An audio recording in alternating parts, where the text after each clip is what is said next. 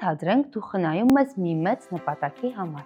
օրինակ մեքենա գնելու, կրթություն ստանալու կամ բնակարան գնելու համար։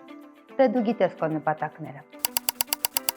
Պլանավորման ընթացքում դու անհանգստանում ես գների տատանման մասին։ Քեզ սկսում է հուզել, գները կաճեն, կնվազեն, թե քիչ թե շատ կայուն կլինեն, ու խնայածդ գումարը կբավարարի ապագայում գնում կատարելու համար։ Ահա թե ինչպես է առնչվում գների կայունությունը քո ամենօրյա կյանքին ու ֆինանսական որոշումներին։ Գների կայունությունը թույլ է տալիս քեզ վստահ լինել, որ այդ պլանները հնարավոր կլինեն իրագործել։ Եթե գները կայուն են, դու ստիպված շտապ վարկ չես վերցնում, գնաճից վախենալով արագ ինչ-որ բան չես գնում, կամ չես սպասում ու հետաձգում գնումդ այն հույսով, որ գները կիջնեն։ Սա հենց այն է, ինչ գների կայունությունը տալիս է քեզ, հանգիստ խղճով պլանավորելու ու քո գնումները իրականացնելու հնարավորություն։ Եթե խոսենք խնայողություններից, ապա գների կայունությունը թույլ է տալիս վստահ լինել, որ քո կուտակած գումարը ժամանակի ընթացքում չի կորցնի իր արժեքը։ Օրինակ, դնում ես ավանդ 8%-ով, իսկ այդ տարվա գնաճը կազմում է 3%։ Ստացվում է, որ քո խնայողություններն իրականում տարվա վերջին